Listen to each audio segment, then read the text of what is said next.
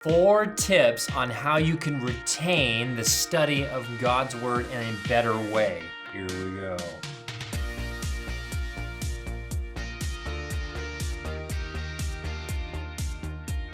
Good morning, my friends. It is great to see you. One of the best ways to start your morning is get a lemon, chop that bad boy up, squeeze it out, get some fresh lemonade, and start your day.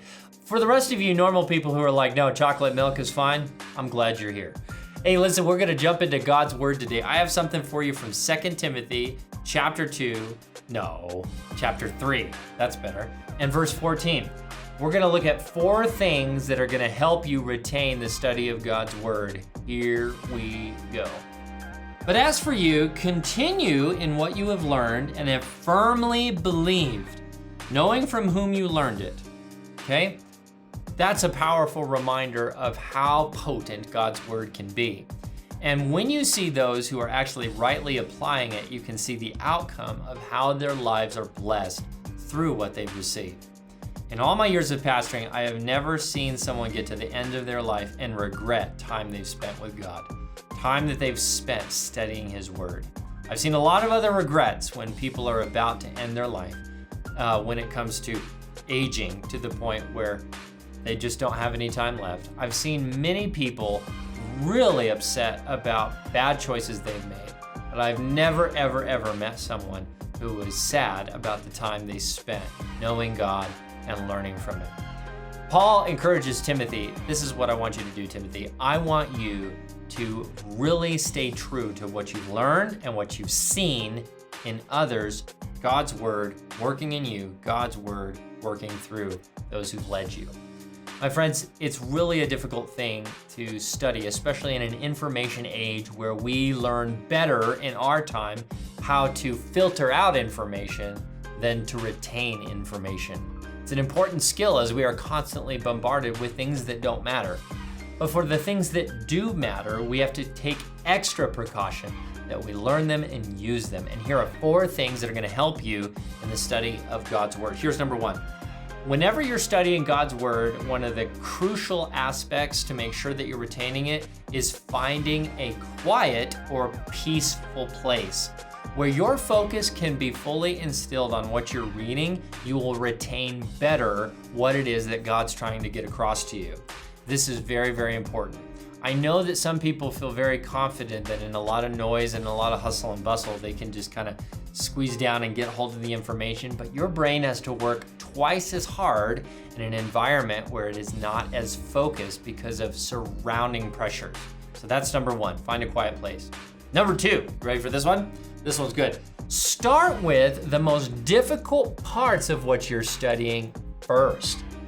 As the brain begins to work on the hardest parts of what you're studying first, it is easier to retain everything that you're digesting by dealing with the hardest things up front. If you postpone the hard things that you're trying to study towards the end, it will be even more difficult to process them via your mind.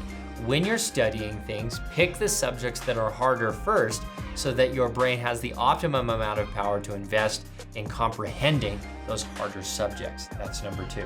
All right, here's number 3. Take breaks when you're feeling overwhelmed. Now, some people's study patterns can be between 10 to 15 minutes. The average individual adult is able to handle 20 to 30 minutes of rigorous study, but it widely varies across different individuals. If you can get at least 10 to 15 minutes of solid focused study and you are really retaining, you're putting the hard things up first, this will be a benefit to you.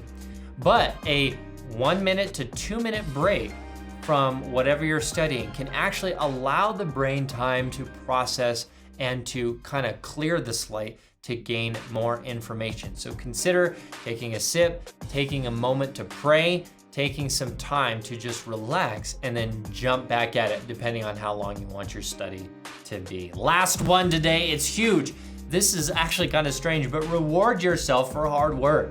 Many times, if we do not reward ourselves positively for the study that we're putting in, our brain sees it as a negative.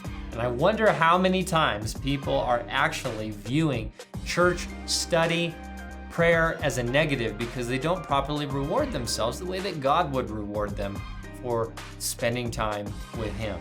It is always a blessing to know the Lord. And as proof of that, Paul tells Timothy, remember those who have gone before you. Remember those who have rightly applied the word. You rightly apply it and remember them, because the outcome of their lives is something worth attaining. And my friends, so it is with us today. And that reward process is huge. So remember those key tips, and you'll be better off in your study. And until next time, my friends, God bless.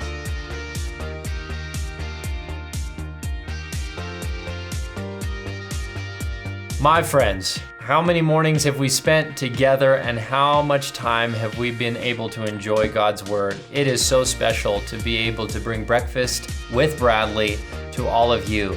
And I want to ask you to consider partnering with us so that we can expand what God is doing through this incredible ministry.